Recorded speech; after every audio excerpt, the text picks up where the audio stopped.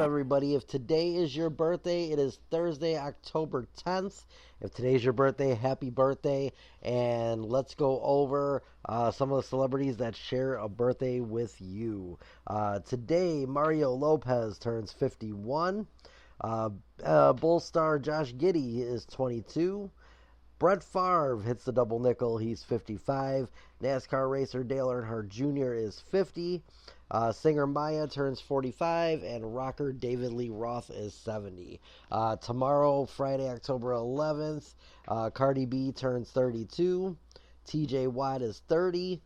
Rikishi, WWE Hall of Famer and father of the Usos and Solo Sikoa, turns 59. Joan Cusack from Chicago, actress, turns 62. AEW star and former WWE star Ricochet turns 36. And happy heavenly birthday tomorrow to Luke Perry and Dusty Rhodes, the American Dream. Saturday, Hugh Jackman turns 56. Kirk Cameron turns 54. Adam Fatelli turns 20. Josh Hutcherson turns 32. And it would have been Luciano Pavarotti's birthday. And then finally on Sunday, October 13th, Ashanti turns 44. AOC turns 35. Kate Walsh, 57. Borat himself, Sacha Baron Cohen, turns 53. Hope he has a good time. And then Tisha Gina Campbell Martin turns 56. Jerry Rice, 62. And then Nancy Kerrigan is also 55 years old. So those are the people celebrating birthdays this week in the celebrity world. If this weekend is your birthday, hopefully you have a happy birthday. Welcome to the Robbie.G podcast. Just like always, we're going to be sports heavy today. Less entertainment. Actually, the only entertainment I have is the box office stuff. So let's get into the sporting world and see what's going on. We had a big weekend for sports. My NFL predictions last week were horrible. I won 7, lost 7, 50%. For the season, I am 42-36 for 53.89% right on the season. So a lot of people, I think, are losing bets this year just because there's a lot of upsets going on that a lot of people don't see coming. It's the NFL season. Anything can happen any given Sunday. So it's crazy. But yeah, so that's right now 53%. Not horrible. I'm over the 500 mark. Not crazy. I could still move it up. We're going into week 6. So let's look at the week 6 power rankings for the NFL and see where all the teams ranked from last week to this week. Some moved up, and of course some moved down. So let's go into that list right now.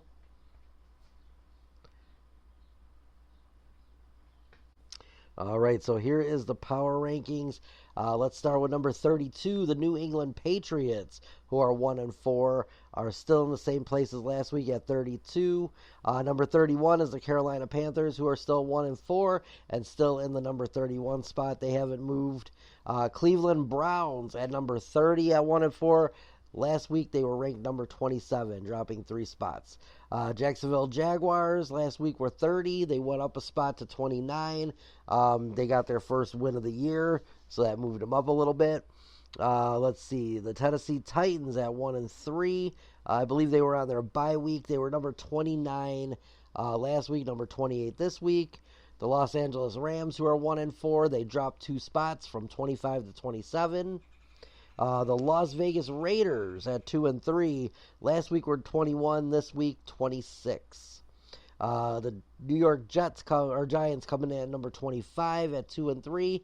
Last week they were number 28. This week they moved up to 25, so up 3 spots. Cincinnati Bengals last week and this week at number 24 at 1-4. They didn't move. Same for the Miami Dolphins, 23 last week and 23 this week at 2-3.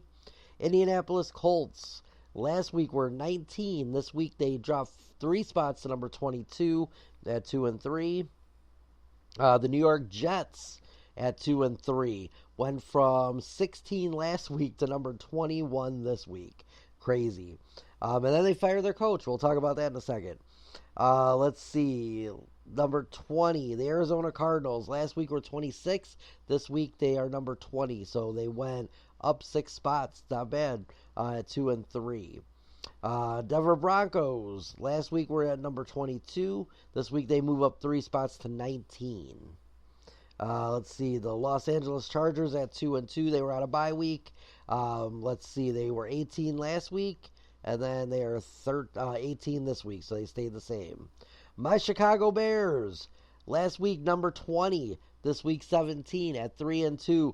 Moving their way back up the rankings. I think they started the rankings week 1 at number 13. They dropped because of those couple of losses. But now that they're winning again, moving back up the poll. Let's see. Last week, the New Orleans Saints were number 14. They dropped 2 spots to 16 at 2-3.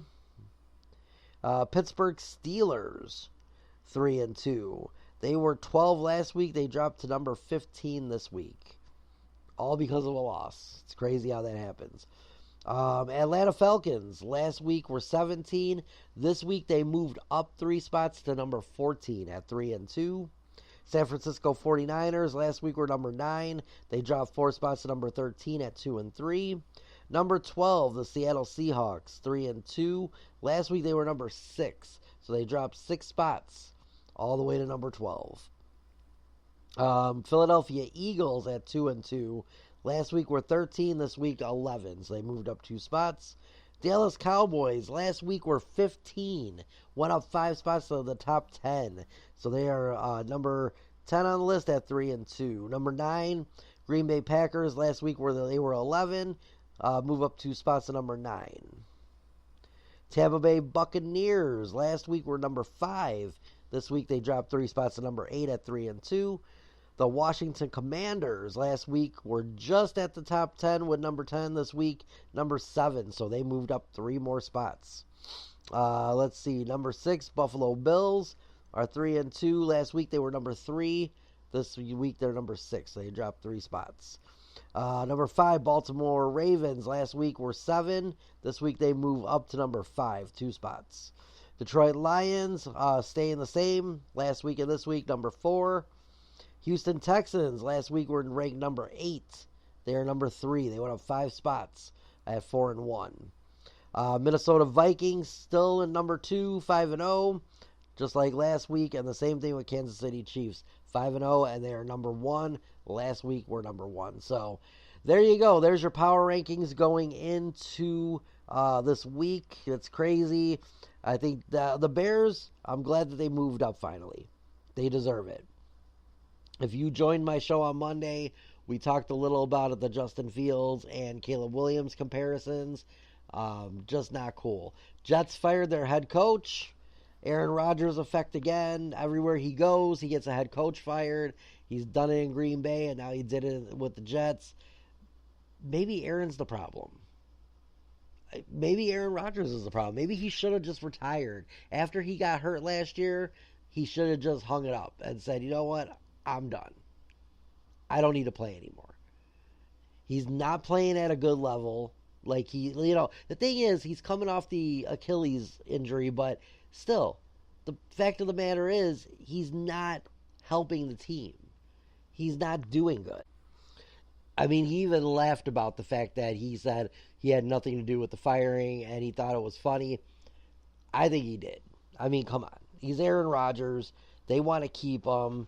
Because who are they really going to get if he if he leaves. He's going to retire. I really believe Aaron Rodgers is done after this year. If he's smart, he will just hang it up after this year. Win or lose, you're not going to win another Super Bowl. You couldn't do it in Green Bay. You're not going to do it with the Jets. You're not Tom Brady. You're not going to go to a new team and just win a championship. It's just not going to happen. The only way I think they even compete for the playoffs is if they get Devontae Adams. If he goes and plays there. I think that's the only way they have a shot. Because at least Devontae gives him an opportunity to make big plays. We know the connection the two of them had in Green Bay. So, I mean, if he goes there, there's a possibility that they make the playoffs. But I still don't think that they win. I just don't see Aaron Rodgers as a champion ever again. And that's not a knock on Aaron Rodgers. He won a Super Bowl. There's quarterbacks out there who were great who never got to win a Super Bowl. Dan Marino is the number one of that. Dan Marino, a Hall of Famer, a Hall of Fame career, never won a Super Bowl. I mean, he got close, but he never won it. And that's how it goes sometimes. And that's every sport. Look at some of the greatest players in sports who have never won a championship. You know what? Next week, I'm going to have a list of the top 20 athletes in all sports that were great but never won. I'm not even going to talk about any players that I think would make that list. I'm just going to do a top 20 list. It could be NBA, Major League Baseball, hockey, football, all that. Never won a championship, but was a great player. Hall of Fame type career, but never won a ring. This is why some players go into coaching, because if they can't win a ring as a player, then they think, okay, well, maybe I'll win a ring as a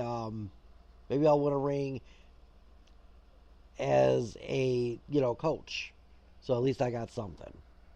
All right, so let's move on and talk about the games this week. All right, so here we go. Here is my picks for this week, and let's go over that and see what we got. It starts off with Thursday Night Football tonight, so make sure you check that out. And it is going to be San Francisco and Seattle. I've got San Francisco winning that one. They will go 3-3 on the year, and Seattle will be 3-3 on the year. Sunday morning from London, England. I am going to be home from work that day and night, and I am going to be watching bright and early with my rum and coke. It is the Chicago Bears against the Jacksonville Jaguars, live on TV at 8:30 in the morning. So it's the Chicago Bears, Jacksonville. I got the Bears. I think the Bears are going to rout Jacksonville. I think Jacksonville is just not good, and our defense is just too good. So I definitely think we're going to rout them. I think Caleb has another 300-yard day through the air and at least 2 or 3 touchdowns again. I would love to see him do a 4-touchdown day, but maybe on a 4 or 5 touchdown day would be great. But hey, you know what? I'll take what I can get out of the Rook. We've got the noon games. We've got Arizona at Green Bay. I've got the Packers winning that one. Arizona's just not that good this year. I mean, Green Bay's not great either, but at the same time, but still, I got the Packers in that one. It's at Lambeau. Indianapolis Colts travel to Tennessee. Both teams were on a bye week last week. So I've got the Indianapolis Colts beating the Titans. Actually, no, the Colts did play last week. Tennessee was on a bye week. Houston Texans travel to New England to play the Patriots. I've got the Houston Texans winning that one. Let's see. Tampa Bay Buccaneers travel to New Orleans to play the Saints. Tampa Bay already got out of Tampa because of the hurricane that was coming through. So, they made sure they got out a day early just so that they would be able to get there and not have any travel issues. Thank God it's in New Orleans and not in Tampa, because they probably would have had to move the venue because of the impending hurricane. Everybody knew it was going to hit, just not sure where. The Cleveland Browns and the Philadelphia Eagles. I've got the Eagles going to 3-2, Browns going to 1-5. Washington Commanders visit the Baltimore Ravens. I think this is going to be the second loss for Washington. Baltimore is going to win it and go 4-2, make the Commanders 4-2. Let's see, the Los Angeles Chargers and Denver Broncos. I've got the Chargers coming off a bye week, beating the Broncos in Denver. Pittsburgh Steelers and Las Vegas Raiders. I don't foresee the Raiders beating Pittsburgh. I think Pittsburgh goes to 4-2. Detroit Lions off a bye week go and visit the Dallas Cowboys. These are 3 o'clock games now. I definitely see Dallas Cowboys beating the Lions. I think they're going to give the Lions their second loss. Let's see. Carolina Panthers at home against the Atlanta Falcons. I've got the Falcons winning that. Carolina goes to 1-5. The 1-4 Cincinnati Bengals are traveling to New York to play the Giants. I think the Giants are going to win that one. Giants are on a little bit of a streak lately. Then that's Sunday Night Football. Not the greatest Sunday Night Football, but then again, you do got Joe Burrow, and that helps. I think Joe Burrow is going to have a big game, but I still think the Giants are going to win. I think it'll be a close one, though. But yeah. And then Monday Night Football. Josh Allen and the Buffalo Bills travel to New York to play Aaron Rodgers and the Jets. I think that the Buffalo Bills go in there and they beat the bricks off Aaron Rodgers. That's just how I feel about that one. So we'll see what happens. We'll see what my record is next week. All right, let's move on to NCAA. And let's talk a little college football. All right, so these rankings are sad in my book, but just because I'm going to tell you in a second. So number 25 is SMU at 5-1. They come in number 25 in the rankings. Number 24, it's like a knife going right into my chest with this one. The Michigan Wolverines are number 24. How the big have fallen from last year. And this is what happens when you lose your great head coach and then you lose like all your good players. I mean, J.J. McCarthy left, all of them left and went to the NFL. So they got to find their footing, but they are 4-2.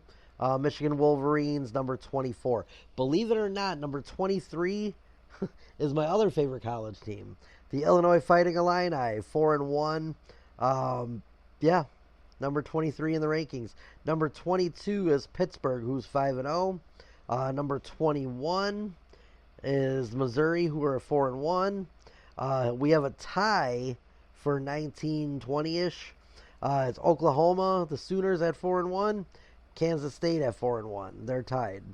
18 is the Indiana Hoosiers at 6-0. Number 17 is Boise State at 4-1.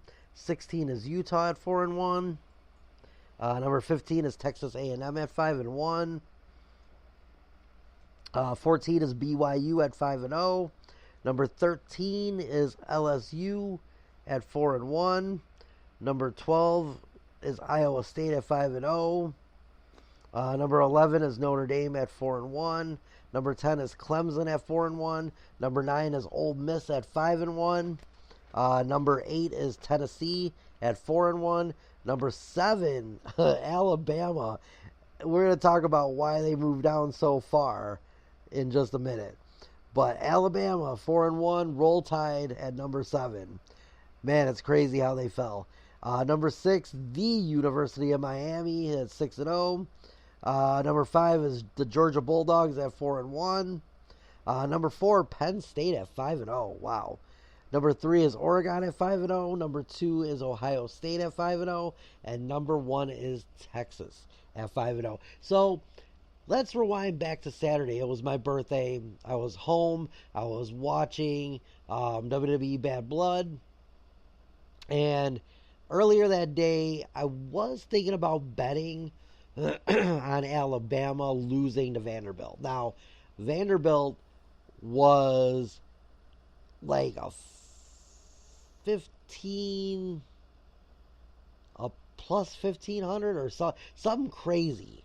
Okay, may have been 15,000. I'm trying to.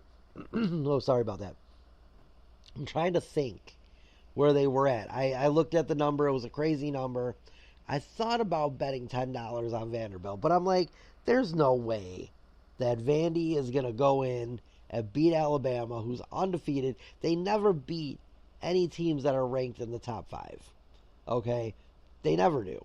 It's just the history of the team. So I'm like, I'm going to go and I'm going to do it. And then I'm like, no, you know what? I'm going to think better of it. I'm going to save my $10, and I'm not going to do that.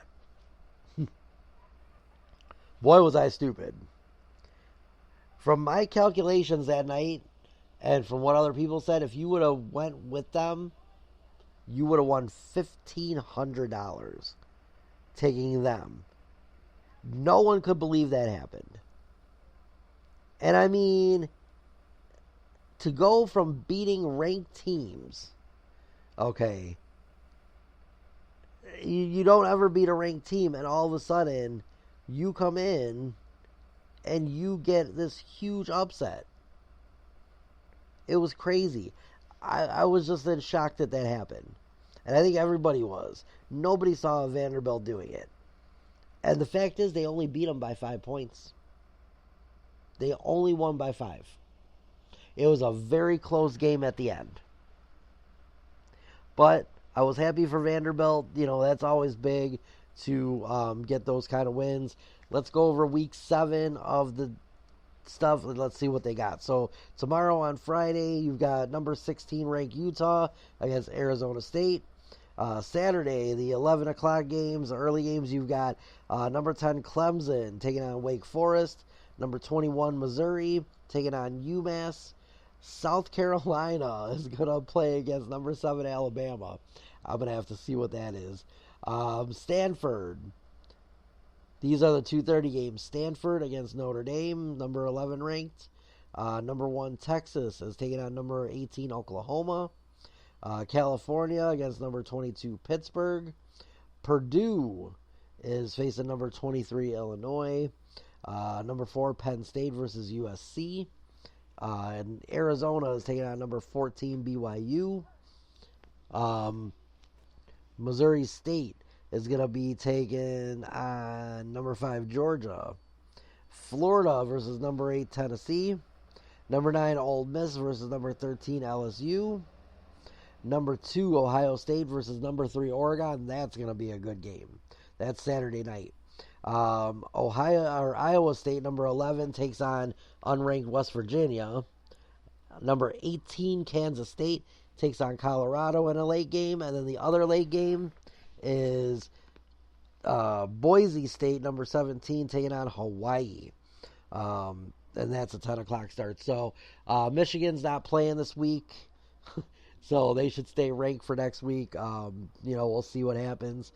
Next week, Michigan will play number 23 Illinois. That is a huge game with huge implications. So we'll see what happens there. But for now, those are the teams playing. So we'll see what happens. I hope that my Michigan Wolverines keep on going and keep on winning some games. Let's move on now. All right, so let's go over the results from Bad Blood. Of course, that was on my birthday, Saturday, October 5th. It was a good event. I gave it a very good grade. I gave it like an A. I thought all the matches were pretty quality, and The Rock returning at the end was amazing. So let's see who won. So the Women's World Championship match with Dirty Dom in a shark cage. Liv Morgan defeated Rhea Ripley. Wasn't surprised by that. What did surprise me was Raquel Rodriguez coming back as a bad guy, as a heel, and helping Liv Morgan win that match. So now she could be part of Judgment Day's stable. That's going to be crazy. Let's see. WWE Women's Championship.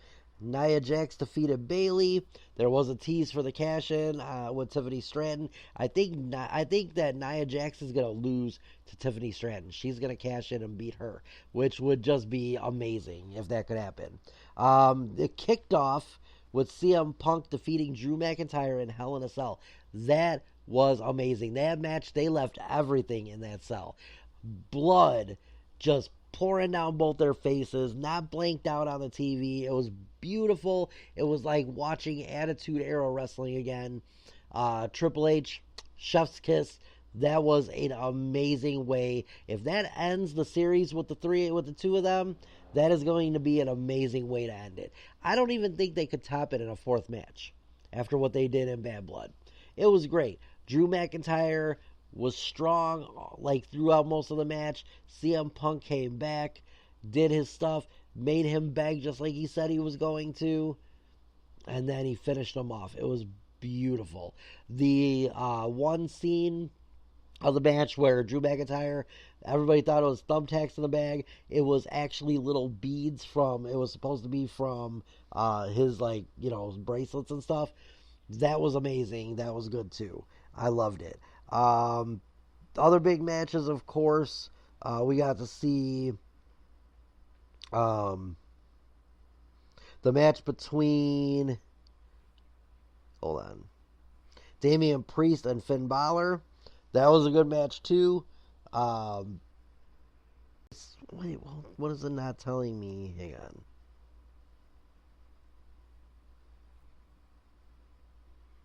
Why is it not saying? For some reason, I'm having a brain fart on this match. Let me check for a second. I'm having a brain fart here. Hang on.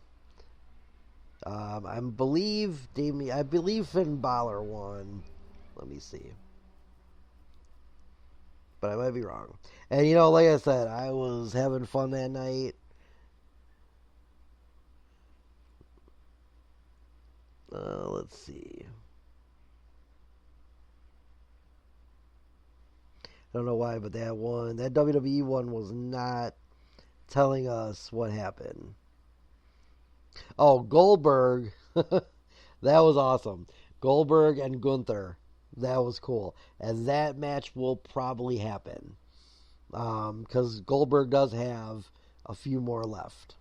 I think in his contract. So he has to. I'm going to talk about the main event in a second. I'm just trying to see why I cannot find the Finn Balor and Damian Priest match with the results. Because for some reason, I remember all the other results, but I can't remember that. Let's see.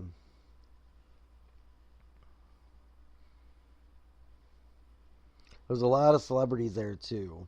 For some reason, here we go. Oh, okay, Damian Priest won. Yeah, because Rhea Ripley lost, Damian Priest won, so that was cool. All right, so I just wanted to make sure. All right, so let's go back to this. Main event time. Awesome match. Cody Rhodes, Roman Reigns defeating Solo Sikoa and Jacob Fatu. Jimmy Uso came back to help Roman because, of course, the Bloodline was interfering. Everybody thought it was over. And then all of a sudden, you saw a guy standing there with a hood on and a jacket and sweats. No one knew who he was right away. Could it be somebody new? Took off the hood. It was Jimmy Uso. He came and he super kicked the Tongans. And then, boom, Cody and Roman get the win. They start walking, him and Jimmy start walking back. Cody's in the ring. He gets jumped by the Bloodline again. Here comes Roman and Jimmy to help make the save. And then at the end, Roman's holding the belt and he gives it back to Cody. And boom, The Rock's music hits. The place erupted. Final Boss is back. He did a little gun thing to them, like he's going to take them out. So we'll see where this goes. I really believe it's going to go somewhere good. I think that obviously we're going to see something big happen. WWE results from Raw. I didn't get to see it, but here is what happened on there. Jey Uso defeats Xavier Woods and keeps his title.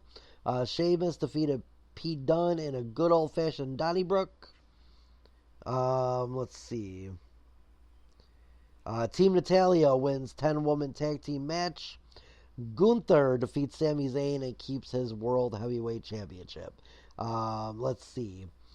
There is now, Survivor Series is not the next pay-per-view because there is the Saudi Arabia one, and that's Triple H brought out a title that they're going to have a tournament for this title. It's not a championship that's going to be defended. It's just for fun. It's a tournament at the next pay-per-view, which is, of course, Saudi Arabia. Let's see, but they do have the latest WWE Survivor Series 2024 match card. Prediction, after WWE Bad Blood results. So let's see what they're thinking. Women's War Games match. Team Bayley versus Team Nia Jax. Now, of course, Team Nia would have Tiffany Stratton. She's going to have her in there. Could you imagine they beat the hell out of Nia for the entire match? And then at the end, she cashes in and wins it at Survivor Series War Games. That'd be crazy. I would love it, and I think they're going to go there. So it says the WWE Women's Champion and Miss Money in the Bank have made their share of enemies. Bailey, Bianca, Jade, Naomi, and Mia will likely take on the team of Nia, Tiffany Stratton, Chelsea Green, Piper Niven, and Blair Davenport. That would be awesome. I would like that. WWE Women's World Championship, Rhea Ripley and Liv Morgan. This will be the third time they fought. I think that Rhea might win it at Survivor Series. United States Championship, LA Knight versus Carmelo Hayes versus Andrade. That would definitely be a good match and a barn burner. World Heavyweight Championship, CM Punk versus Gunther. I can see it. I can definitely see it. CM Punk actually did, it looks like, call out Gunther at Raw. So there you go. Let's see. Men's War Games match. OG Bloodline and New Bloodline. We all know that this is going to happen. Jimmy Uso's return is the latest hint that a new threat could force the OTC to get the band back together in time for Survivor Series. As such, Reigns could lead the Usos, Sammy and Cody in the battle against Solo, Jacob, Tama Tonga, Tongaloa, and Hakuyo at the event.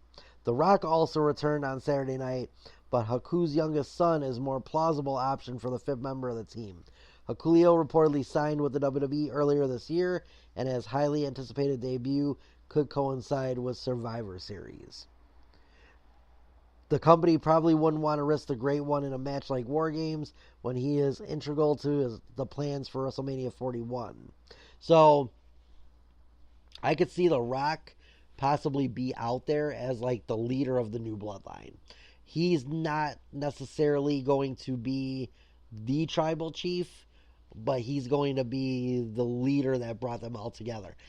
This is where I think they're going with it. I don't think The Rock is coming in solo, no pun intended. I think that he is going to be with Solo and all of the New Bloodline. I think it makes sense. We'll see. Maybe The Rock shows up at SmackDown to explain himself. He did do a couple of social media things on the way out of the building, so watch those. But, I mean, honestly, I think his best bet is to be at SmackDown and come and say something about why he's back and who he's coming for. Is it Roman? Is it Cody? Is it both? We'll have to find out. Could it be Cody? Could they be getting The Rock for a Cody match at this big pay-per-view? Is it Dubai or one of the wherever they're going for the crown? I think it's Crown Jewel in November. Do they maybe entice The Rock with a buttload of money to go there and do it? Possibly. He has never been at one of those yet, and since he is back technically as a wrestler, like a part-time wrestler, I could see that happen. So we'll see what happens there. All right, so let's move on. All right, so now as everybody knows, when I record this show, I record it sometimes the day before. Since we are in the middle of our big Prime event and I'm working a lot of hours at my actual job right now, I'm recording this on Wednesday because I have the time to record it. It's going to be released on Thursday, so when I talk baseball playoffs and I'm telling you what's happening, and I don't know the results of the Wednesday games yet, that's why I'm telling you, it's like a day behind. So I'm doing the show on Wednesday, but I'm releasing it for Thursday, which is why I did everything for Thursday on the show. Now, here we are. It is Wednesday, and so there are games today. All these are tied or 2-1 as of now. Games for Wednesday: Cleveland was at Detroit, Philly's going to be at New York Mets, the New York Yankees are going to be at Kansas City, and the LA Dodgers are going to be at San Diego. The Thursday games are going to be Cleveland at Detroit and New York at Kansas City. So that's how it is there. So as of right now, I'm going to look at the bracket. As of today, which is Wednesday, It's Detroit and Cleveland tied at 1 game apiece. It is Kansas City and New York Yankees tied at 1 game apiece. It's the New York Mets and Philly. New York Mets are leading 2-1. San Diego and LA. San Diego leads 2-1. So it could change, like I said, going into Thursday. But we are in the American League and National League divisional series right now. So by next week, we should know who's going to be in the ALCS and the NLCS. So we'll be talking about that, and I'll give my predictions, even though it'll probably already be started.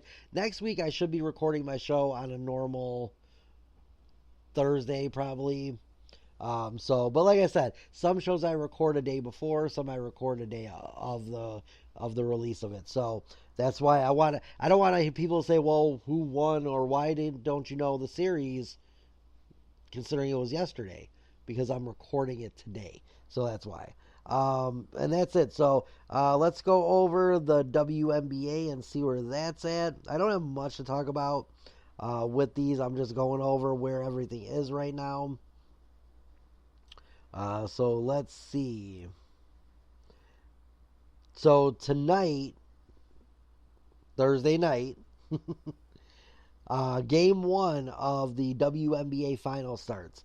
It will be the New York Liberty and the Minnesota Lynx. So that'll be good. Minnesota won 3-2 over Connecticut.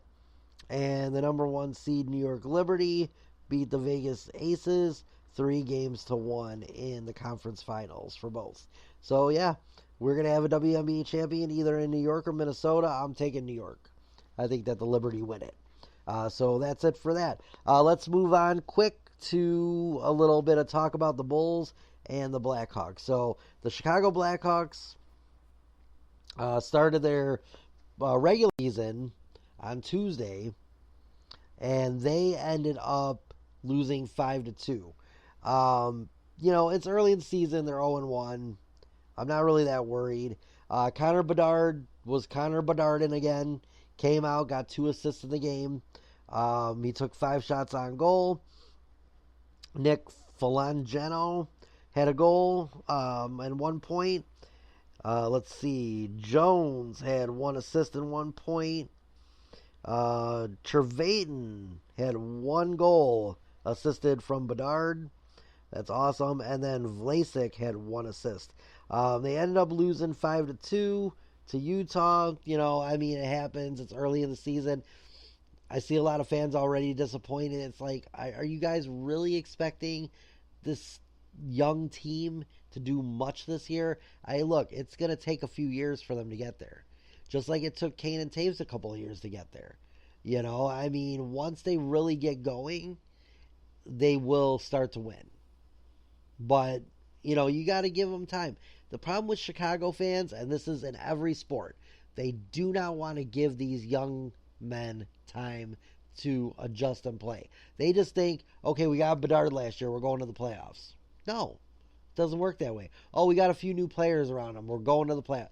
Not necessarily. Stop. Relax. Same thing with Caleb Williams. Relax.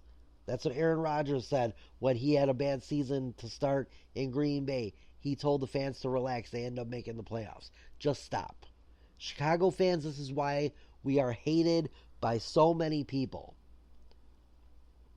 Because you guys spout off at the mouth and you just do all this crap. It's ridiculous. Stop. And just let it play out.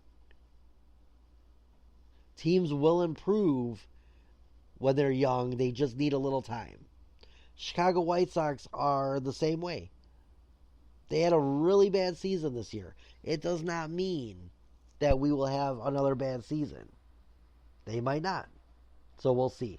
Chicago Blackhawks play their next game Friday night, which is tomorrow night, against the Winnipeg Jets. So that should be a good game. Hopefully the Hawks will get it. They've got, I believe, their first 5 games are on the road before they go home. They've got, let's see. They lost yesterday to Utah. They got the Jets on Friday. Saturday they play against the Oilers. Then Calgary. And then they come home next Thursday night to play the Sharks. in their first home game. So they started off with 1, 2, 3, 4 on the road before they come home and play a couple at home. So we got time. Maybe we can get a few points out of these next couple of games and see what happens from there. Just go with it. All right, let's move on to a little Chicago Bulls news. Last Tuesday night, the Chicago Bulls started their first preseason game of the season, and they did decent. They won 116 to 112.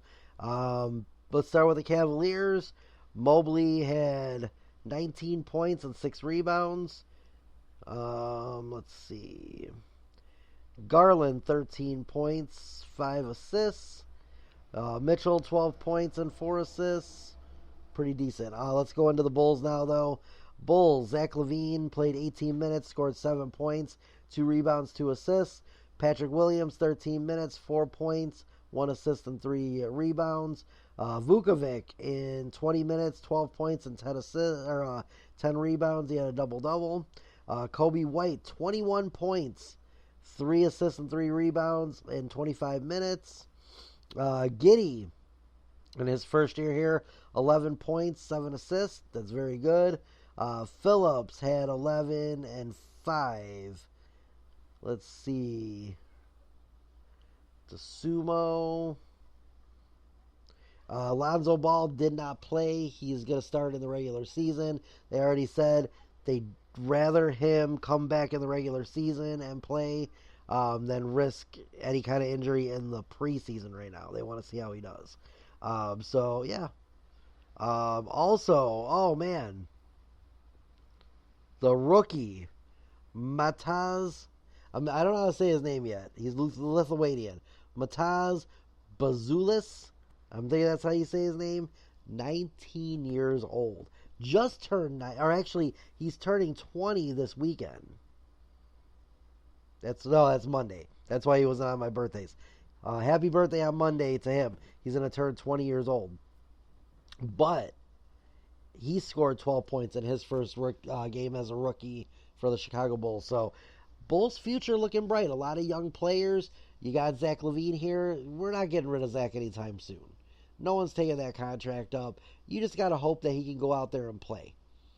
And, he did have a new attitude, and I liked it, so we'll see what happens. I'm giving him the benefit of the doubt. He's got to be the leader now. Now that we don't have, DeMar DeRozan anymore, he needs to step up with Vuk, and they need to step up as the veterans of this team.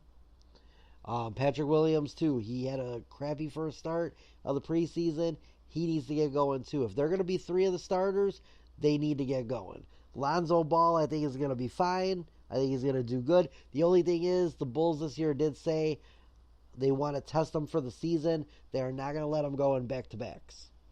So he will play one and then sit out the other. Smart move. He's been out for this many years. You want him to play, but you don't want him to get re-hurt. So we want to, kind of test the water. So we'll see what happens there. But yeah, so future looks bright for the Bulls. Not so much for Bronny James. I was looking at what he's done in the preseason so far. And I know a lot of people are going to say, well, it's the preseason. Okay, well, still. You should be, as a rookie, especially when your dad is LeBron James, you need to be showing up and showing out. Okay? So far, in the 2 games that he's played of the preseason, October 6th and October 4th, they were both losses. He played 13 minutes in the last game, 0 points, 0 for 1 from the field. It was a 3-point attempt. He had 2 rebounds, no assists, no steals, no blocks, and 4 turnovers. 3 personal fouls. His first game with the Lakers against Minnesota, he played 16 minutes. He had 2 points, 1 for 6, 0 for 1 from 3-point range, no free throws in either game, 1 defensive rebound, 1 assist, and 3 blocks and 1 turnover. He should never have been in the NBA yet. He definitely was not ready. Nor do I think he's ever going to be ready, to be honest. Just because you have the name of your father does not mean you're going to be great. You know, you could say, well, Marvin Harrison Jr. is looking like he's going to be as good as his dad, maybe better. Some are. Dale Earnhardt Jr., just as good of a racer as his dad.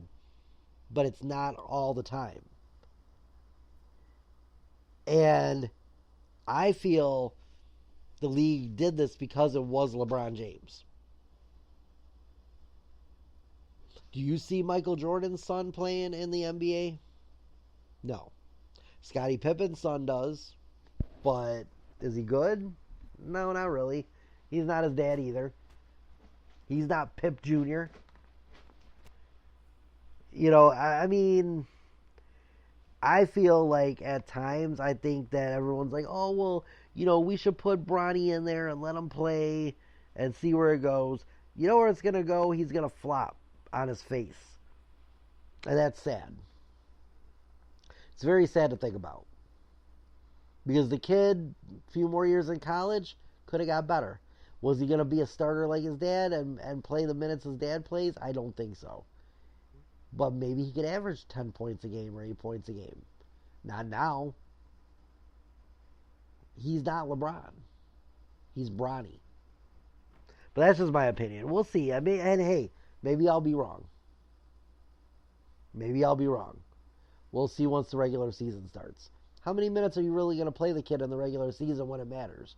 Right now, it's the preseason. None of this counts. So when it doesn't count, you don't have to start them. All right, let's move on to the box office. That's it. After that, I'm done. I got nothing else going today on the entertainment side. Really nothing exciting happening in the entertainment world as of now. But let's look up what everything did at the box office last week. Where did Joker end up?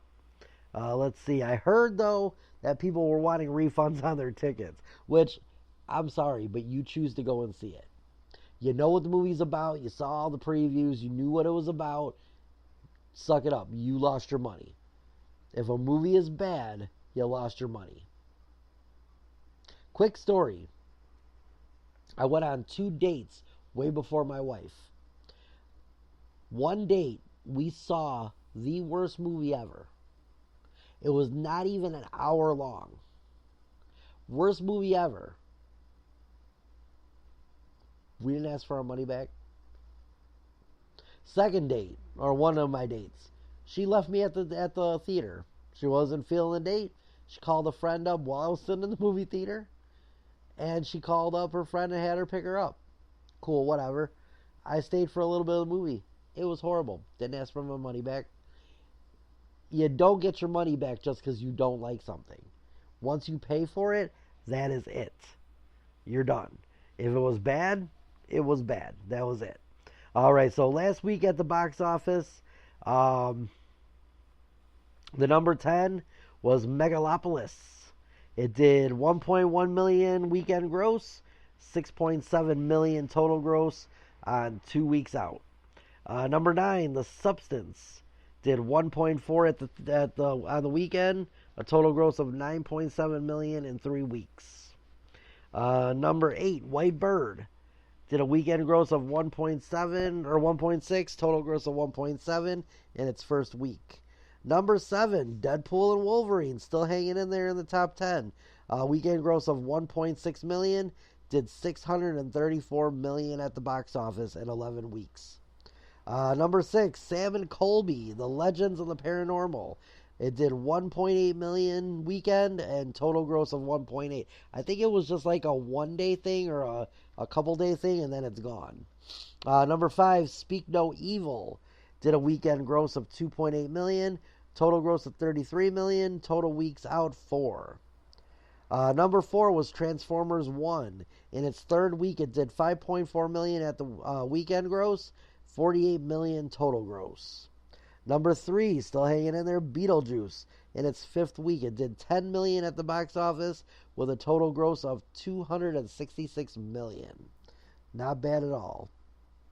Number 2, The Wild Robot, did a weekend gross of 19 million, did a total gross of 65 million in 2 weeks. And number one, the movie that everybody wanted their money back. Well, not everybody, just some people. Joker, Folie à Deux. I'll tell you something after I read this. 38 million total gross in its first weekend, or weekend gross. 40 million total gross in 1 week. Go find Howard Stern on either TikTok or anywhere on social media, and go back and look. It was like last week, I think, when he was trying to say Joker, Folie à Deux, and he had a French guy come in to say it for him so that he could learn how to say it right. He did clips of people from different newscasts trying to say Folie à Deux, which I think I'm saying it right. But yeah, they have people doing it. So it's really funny. If you haven't checked it out also, Howard Stern just did an interview with Kamala Harris. So go check that out too if you're a Kamala Harris supporter. Definitely go check that out.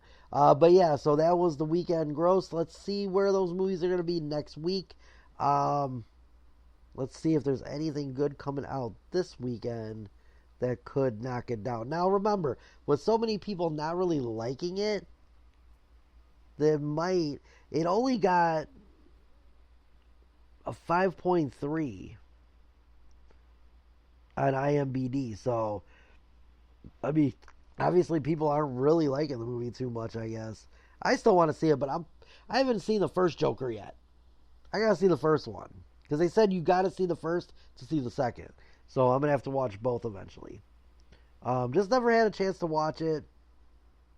I seen like little parts of it, not like the full movie all the way through. So, alright, so let's see if there's anything good coming out this week. Let's see. Piece by Piece coming out. It's a PG movie, so I'm guessing it's for kids. Probably a cartoon type movie. Let's see. The Terrifier 3. That's coming out theatrical wide. Never heard of Terrifier 1 and 2. Saturday Night by Columbia Pictures comes out. Let's see who's in that one. It's a comedy drama. Ooh, directed by Jason Reitman. He directed it. Let's see. It stars Will Forte. That's weird. And Dylan O'Brien. And for Dylan O'Brien, they've got Rob Schneider's picture by it. That's kind of funny. Let's see. And then Andrew Barth Feldman, actor and singer. Is he related to Corey Feldman? I don't even know. Is he like the son of him? Let's see. It doesn't say. I didn't think Corey Feldman even had any kids. But maybe he is, because he kind of looks like him. Let's see. I don't think it is. It doesn't say. I don't see anything, and I'm sure that would be the first thing. So the Saturday night movie, it's a biography. It says at 11:30 p.m. on October 11, 1975, a ferocious troupe of young comedians and writers changed television. Oh, okay. So it follows Saturday Night Live. Okay, I got it. Okay, cool. So it'll have all the old Saturday Night Live people on it. So there you go. So those are new movies coming out. That's theatrical. Oh, A Nightmare Before Christmas is coming out. I believe they're just going to release it. The Apprentice, there's another movie. That's another biography. The story of how a young Donald Trump started his real estate business. We all know how he did. He borrowed money from his dad and he flopped. Then he borrowed more money from his dad. He flopped again. We all know this. And he bankrupted himself like 6 times. All right. I just gave away the movie for you. Now you don't got to see it. But yeah, so that's it. I don't think any of those are going to compete with any of these movies, but I don't believe that Joker is going to be in the top 10 next week. I think either Wild Robot or Beetlejuice or Transformers will move ahead of it. If it's really that bad in the theaters, maybe a lot of people aren't going to go see it. All right, so next week we'll find out, and maybe we'll have some more entertainment. I am going to take off today, but I hope everybody has a great weekend. Get out there, do some fun stuff. Halloween is around the corner. Go do some fun, maybe trunk or treats or any of that kind of stuff that towns do. Oh, wait, let's go over one more thing. Hang on. All right, so this weekend in Chicago, this is the new segment I'm going to do every week. Things to do in Chicago for the weekend. So here's the best events in Chicago this weekend. Bank of America Chicago Marathon is this weekend. So if you're a marathon runner, it's October 13th in Millennium Park. 45,000 runners will hit the streets of Chicago on a 26.2 mile tour of the city by foot. It's never too late. It starts at the area of Grant Park at 9:30 a.m. So make sure. Oh, at the Reunite area at 9:30 a.m. So yeah, that starts earlier than that. So definitely go check that out. You can head to neighborhoods like Pilsen, Chinatown, Boys Town, and Lincoln Park to join crowds of onlookers, toting handmade signs, blaring music, and encouraging all the runners as they whiz by. Let's see. October Festiversary is a festival in North Center, October 12th and 13th. Dovedale Brewery and Beguile Brewing team up for their annual Fall Bash in celebration of Oktoberfest. A $5 suggested donation benefits local food pantry, the Friendship Center. So check that out. Black Alphabet Film Festival in the Loop. It's LGBTQ+, October 11th through the 13th. The film fest dedicated to the Black LGBTQ+ experience returns for its 11th year, kicking off with an opening night screening of What Somalia Wants, followed by a Q&A session. So make sure you go check that out. It's got a bunch of movies. Historic Pullman House Tour in the Loop, October 12th and 13th. The 51st Annual Historic Pullman House Tour will offer attendees the opportunity to explore the rich history of the Pullman neighborhood. Let's see. Jelly Roll is going to be in concert October 11th at the United Center. That is Friday night. So make sure you go check out Jelly Roll. It's the Beautifully Broken Tour. And it is featuring... I don't know. It doesn't say. Sabrina Carpenter is going to be in concert at the United Center on October 13th, which is Sunday. Yeah, she's going to be there Sunday night. So make sure you go check her out. I love the song Espresso, and I love me some Sabrina Carpenter. Modern Vintage Chicago. From the folks behind the Randolph Street Market, this one-day pop-up showcases a curated collection of apparel, home decor, furniture, and more. So make sure you go check that out. Also, Booze and Brews at Gallagher Way in Wrigleyville, October 12th, which is Saturday. Get in the spooky spirit and perhaps meet a new boo during this Fall Fest at Gallagher Way. The event will feature tarot card readings, a ghouling piano show, and from Midwest Dueling Pianos and themed seasonal drinks, a s'mores bar, a singles lounge, and more. Admission is free. Chronic Con. Jay and Silent Bob and friends are coming to Rosemont for the first ever convention dedicated to Kevin Smith's View. They can celebrate the universe's iconic characters, listen to panels, shop goodies from vendors, and meet an array of celebrity guests including Smith, Jason Mewes, Tommy Chong, Shannon Elizabeth, and more. And then Ronnie Chang in the Loop, October 11th. Funny man Ronnie Chang brings his Love to Hate tour back to Chicago by popular demand and an encore performance. This will be his second show in the Windy City this year after selling out the Chicago Theater in April. Morton Arboretum in the suburbs is going to have Glass Pumpkin Patch on the 11th through the 13th. Already got a jack-o'-lantern carved up at home. Oogle more than 7,000 unique hand-blown glass pumpkins made by 18 artists during the Morton Arboretum's annual Glass Pumpkin Patch. It says suburbs. I don't know if that's the one in Lisle. Hillary Clinton Live in the Loop, October 13th. Join Hillary Rodham Clinton as she discusses her newest book, Something Lost, Something Gained. Reflections on Life, Love, and Liberty. The former Secretary of State will sit down to talk about everything from politics to aging and marriage. Sonic Symphony in the Loop on October 12th. Take a trip down memory lane with a nostalgic Latin concert celebrating more than 3 decades of music from Sega's iconic mascot. Sonic Symphony. Go check that out. And last but not least, Halloween at Chicago Athletic Association. The Chicago Athletic Association is throwing several spooktacular Halloween parties throughout October.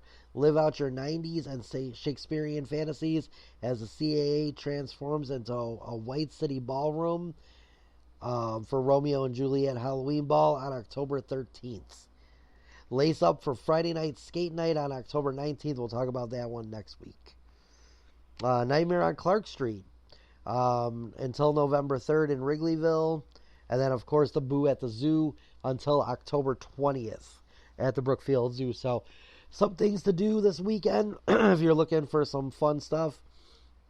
You could also do the Chicago Sea Dog Haunted Tours until October 31st in Streeterville. It says, embark on a 75-minute boat tour that explores Chicago's spooky past while winding through some of the city's most gorgeous architecture. The nighttime tour is hosted by a costume tour guide with who highlights infamous incidents and supernatural occurrences. So make sure you check out all that stuff. I will have more stuff to do next weekend.